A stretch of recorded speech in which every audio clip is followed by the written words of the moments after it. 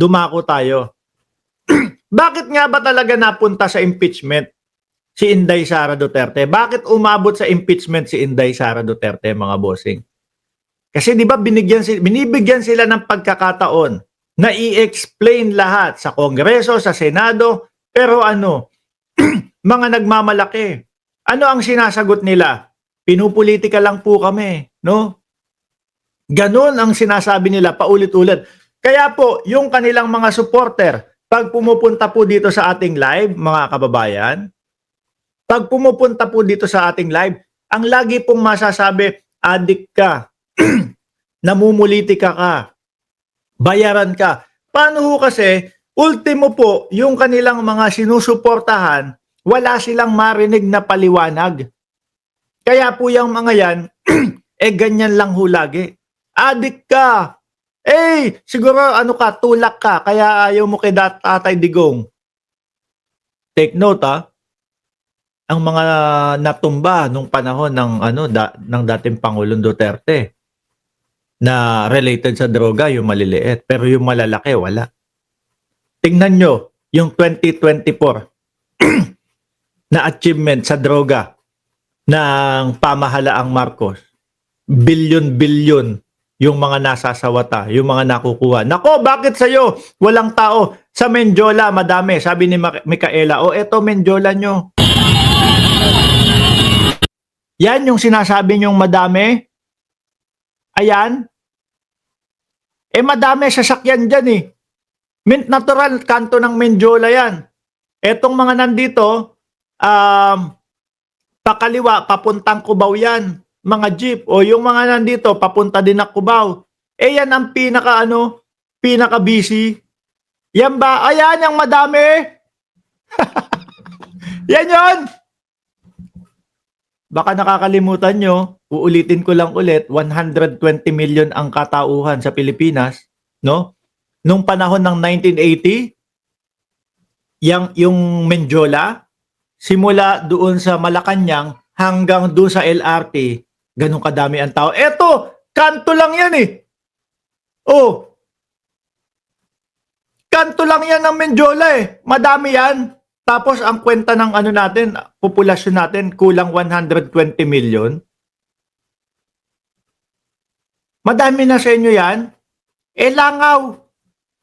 Tapos eto naman, with matching with matching comment pa ng mga DBS, sabi ni Syra Jane, meron pang kamao, tapos meron pa, sasabihin nyo, Mark, sa iba naman yan no? Ayan live yung comment section. Di ba? Iyakan kayo, no? Dito, yung impeachment ni Inday Sara Duterte. Wala ayaw magpaliwanag sabi ni Congressman Defensor, that's exactly one of the reason why this impeachment complaint proceeded, no? That makes it even worse because it violates your oath on accountability. Wala. Ang sasabihin ng ating Vice Presidente, wala, pinupolitika nyo lang kami.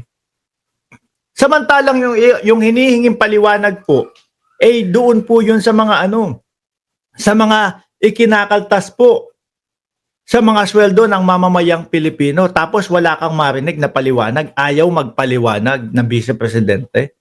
Kaya talagang aabot dyan sa impeachment, no? Binigyan ng pagkakataon sa Congress, binigyan ng pagkakataon sa Senado. Wala.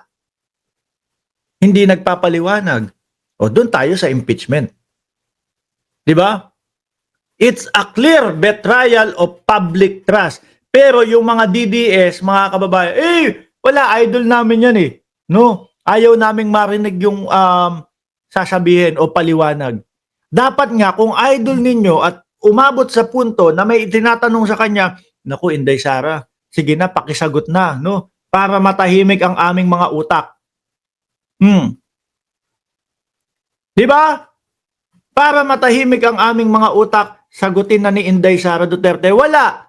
Dahil po, idol po namin si Inday Sara, idol namin si Tatay Digong, ayaw naming marinig yung paliwanag nila. Tapos para sa bayan daw, nawawala yung mga pondo. Ayaw nilang marinig. Sabi ni Si Mr. Ratbu. Sorry, Rato pala. Kala ko Mr. Ratbu. Mr. Ratbu, sure, may negosasyon. Ayoko magmura, pero kapag kaganito ho yung mga comment, mapapamura ka. Bukod sa ang hirap ng basahin, hindi mo pa maintindihan. Uulitin ko nga ganito po yung lagi nilang sasabihin kapag mga kababayan, may itinatanong at natatapik natin yung mga ganitong mga ganitong about confidential funds. Imbis na ho, sabihin, Mark Ramos, hindi ako pabor dyan sa sinasabi mo. Ganito, ito ang dahilan ko bakit hindi ako pabor sa sinasabi mo.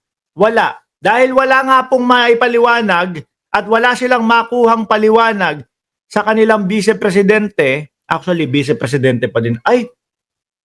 Vice pa din ba si Inday? Sa Netherlands na yata siya vice sa Netherlands. No? Pero parang hindi na maramdaman na vice-presidente sa Pilipinas. Tingnan mo naman. Sabi ni Mr. Ratbu, sure, may negosyon. Hindi ko nababanggitin yan. Vlogger na ito. Wala ditong ganun. No? Walang ganun sa Cayman Islands. Sa Pilipinas. Pero dito sa Cayman, walang ganyan. May negosyo. Ayusin nyo naman. Paano kayo babayaran ng mga nagbabayad sa inyo para mag-comment dito? Sasabihin, anak ng tinapa, mag-a-apply ka sa akin, taga-comment, no? Doon sa mga live ni Mark Ramos, piso comment, tapos kapag ka nag-text ka, hindi mo maipaliwanag, hindi mo ma-spell ng maayos yung gusto mong sabihin. Paano ka namin babayaran? Di ba? Tingnan nyo, nagalit si sabi niya, buwang na bise. Vlogger pala. Ako pala yung sinasabihan na buwang. Kasi parang ang mas buwang si Inday Sara Duterte. Biruin mo ba naman, nagpa-press con, gusto kong putulin yung ulo ng presidente. Ako hindi ko kayang sabihin yun ng live, gusto kong putulin ang ulo ng presidente. Yung mga wangbu, mga bossing, kayang-kayang sabihin yun. Walang ibang iniisip yan. Ipapahukay ko o huhukayin ko. Siya mismo huhukay. Doon sa labi ng dating Pangulong Marcos. Sa tingin mo, sino mas buwang sa amin? Hindi ko kayang isipin yun hindi ko kayang masabi yun. Di ba? Lalo na yan, kahit papaano dito sa ating channel, kanina 6,000 yung nanonood.